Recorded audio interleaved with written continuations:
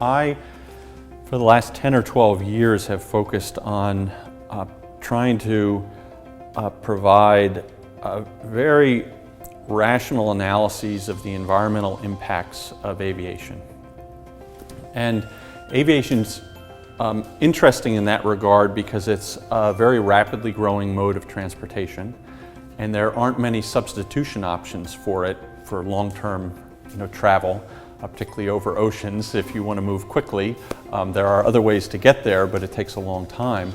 And it has some unique impacts on the environment, and the environment is also a topic that can be very much influenced by political and perception issues. So there's a very important role for universities generally, MIT in this particular case, working closely with government, with industry, with community and other groups to do analyses that tell us, well, what are the impacts and what are the benefits of various alternatives we have for addressing these. So for the last 10 or 12 years, we've done a lot of direct analysis of those alternatives for the US federal government.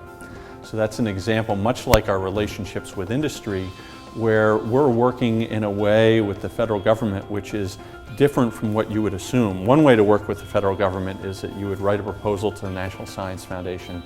They would send you some money, and a couple times a year you'd send them a report on the outcomes of the work.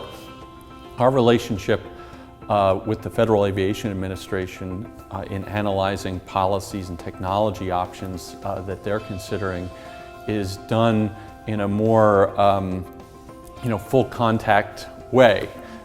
It's telecons every day or every couple days with various members of the team. It's analyzing things, and then they are going off shortly thereafter to international meetings, and it's helping to inform the decisions that they make within the government and at those international meetings. So it's a much more interactive, fluid, collaborative kind of research. But what's great about it from our perspective is that it enables us to work on real problems that we can see real effects occurring afterwards. And it just goes back to MIT's overall sort of ethos, and that's that we like to work on practical problems that we can see an impact with.